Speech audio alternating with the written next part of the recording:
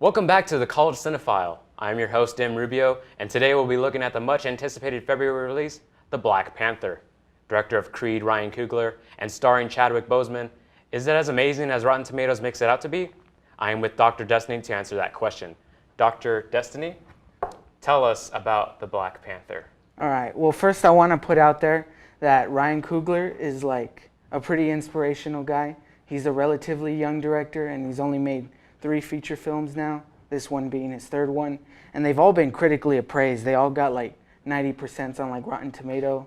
Creed's my personal favorite. And I thought Creed was solid as well. Like for me, like I've only seen this one and Creed, and to me, like he's just a solid director. Yeah. Just like not like the most amazing like Kubrick-esque type director, but he's just like been solid throughout. Yeah, like he knows what he wants. He's got it all planned, and he just does it. Yeah, and I would describe Black Panther in the same vein as Creed. It's a very solid movie. Mm-hmm. It's it does not, to answer the question, it does not deserve the 98% on Rotten Tomatoes. Yeah, I would have to agree with that too. It's a little overhyped, and I think that's just because of the whole social atmosphere that this movie has uproar. It's very novel, Yeah. and like because I can't think of I can't think of any mainstream film that has like this sort of like really thick African like style. Like the only movie I can think of, and that's not really a mainstream movie. It's this movie called Ayanda, which is this indie film that came out a few years back, which I highly recommend watching. I was thinking of Steel with Shaq. But But yeah, but like you don't really see that kind of. It's novel and it's unique for that, and it works really well. And it's not pandery either, which is to give like a quick 3-second review of Coco. I felt was very pandery. But I felt this one like was totally like it just showed the style, it showed the atmosphere, and it showed the world. And the world is great. yeah, okay, I guess we'll just segue into that. Like, I really liked the Black Panther world of this, like the way they crafted Wakanda. Like they get thrown into it, but you don't feel like you're an outsider or like, oh, I don't understand that. Like it feels real, like you're actually in it. Like Yeah, it's also super clever. It's very inventive. I was thinking of this is a weird reference, but the 2006 Meet the Robinsons, and it's like how that world is introduced, and it's like how creative it is. You just kind of like fly in. It's like sort of like a tour guide through this world, and it's very clever. And the technology in the film is very clever. Yeah. And that was probably the highlight of that film, was how the technology works and how the sister character plays into the world, which I think she's like one of my favorite characters in that. Yeah, film. she was pretty great. Like Ryan Coogler had said like in an interview that he wanted to make Black Panther like the James Bond of the MCU, and so she's like kind of like the inventor person. Yeah, Q. Yeah. Yeah, Q. And so the way they integrate her into the story is very well done, as her being like the inventor, the smart one. Not only that, like she makes a lot of like quirky like jokes, but it doesn't feel like Yeah, like well, stupid. yeah, It because feels there's good. like any MCU film, there's a lot of Josh Whedon humor, and I usually hate Josh Whedon humor, and there's some bad Josh Whedon humor in Black Panther, but for the most part, I feel the movie does it well is because these characters are just so likable. Like I feel they're just genuinely charming characters. Yeah. And then going back onto like the world topic, one thing I do want to praise is the music. I really like the score for this movie, especially all the percussion and African sounds, and like it's like a small detail, but one of my favorite aspects is like when they're doing like the ritual stuff and they're doing like the music's going on and it's got like the people dancing and stuff, and so they're just really into it. They're just like like like I look stupid doing it, but they look cool. They're like Wakanda, it feels awesome. It's just like it really got me into it. I'm like, yeah. I mean, it felt a little samey to me early on, but yeah, I agree. The soundtrack is great, especially in the latter half of the film. Yeah. It's just there's like again, it's tonally appropriate, and it's just like especially the kind of the afterworld music soundtrack that played whenever he. That's kind of like the dreamlike kind of area. Like I felt that was like really effective as well. Solid cast throughout, and I think really the only performance that I wasn't a fan of was Michael B. Jordan, which was strange for me to say because like I liked Michael B. Jordan a lot, especially in Creed. Like even in Fantastic Four, I liked him in that movie, even though like the movie overall is pretty terrible. Yeah. But like I think it's not really his performance, but more that he was just miscast in that movie. I didn't find him really intimidating in the film. I would have to disagree on that point because I think the villain that they were going for was that they set up this Wakanda as this world with this tradition and their values, and that they're an isolated city. So then you take this young character from like a younger generation who's in the outside world, who sees all like this corruption and his people being like, belittled and like, like how it kind of is today.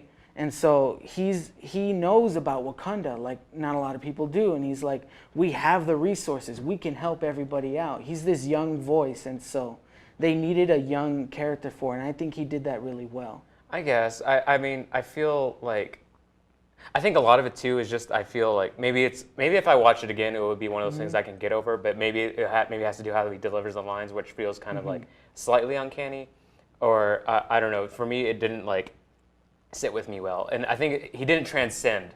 I think that was really the big deal with. I didn't see his character. I saw Michael B. Jordan in the film, because I was like, oh, Michael B. Jordan is doing this now, and not the actual character. He wasn't the character that transcended. I feel like something like an Ejiofor, the guy who acted in 12 Years a Slave, would have been a better fit, in my opinion.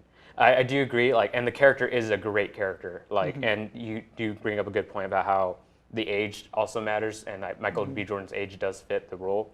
But in terms of, like, overall, I feel Michael B. Jordan is not his performance was bad, but I feel like that wasn't the character he should have been. But I can understand what you're saying. But then we got like someone like Chadwick Boseman, who also who does a really good job. I mean, he did like mostly biopics before he did Black Panther. Yeah. And like he does the James Bond thing really well. Yeah.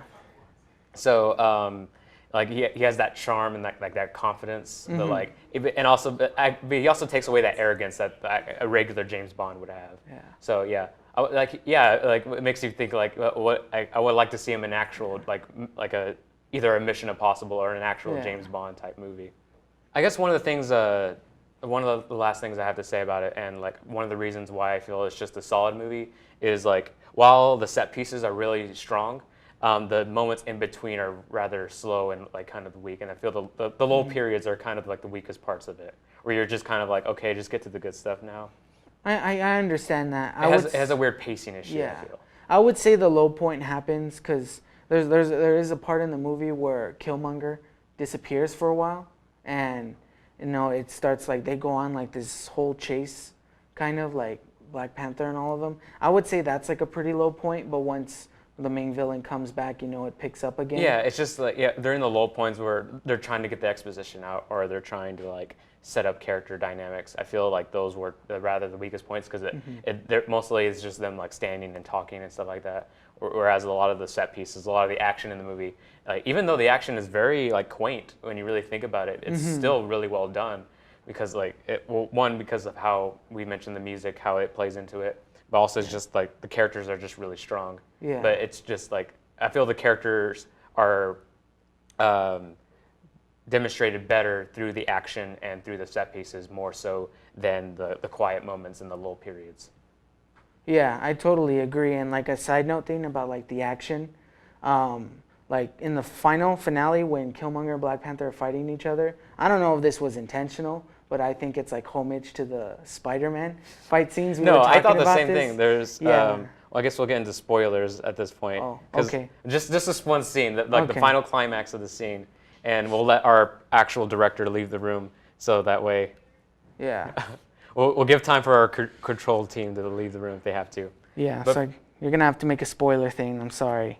But whenever Black Panther and Killmonger, it's like that has when they're fighting while falling, and I was just like, this is exactly like Spider-Man. Yeah. And I liked it. And then there's even a train scene, which is similar to the Sandman fight in the third Spider-Man movie. So I got some Sam Raimi flashbacks. Yeah, it was pretty cool. Okay. But I think that's really it for me. I to kind of conclude my thoughts, like it's solid throughout. It's not the most epic thing I've ever seen in my entire life. I wouldn't consider it like my top 10 favorite like comic book films. But I highly recommend it. It deserves to be watched at least once. Yeah, definitely. Yeah, and of course, because Infinity War is coming out. And of course, you Infinity War. see it. You're required to watch it. Yeah. Yeah, like I mean, all the Marvel fans have seen it already. Like by Yeah. the time this video comes out, so Probably. like, what's the point of this review anyway? It's for all the grandmas out there. Okay, so Grandma, you can go and watch the Black Panther movie, which is out in theaters today. Awesome. But that is it from us. Thank you guys for watching, and we'll see you guys next time. Like, he's had 3 really good feature films, like critically. Wait, can you go to the 2-shot back again? I just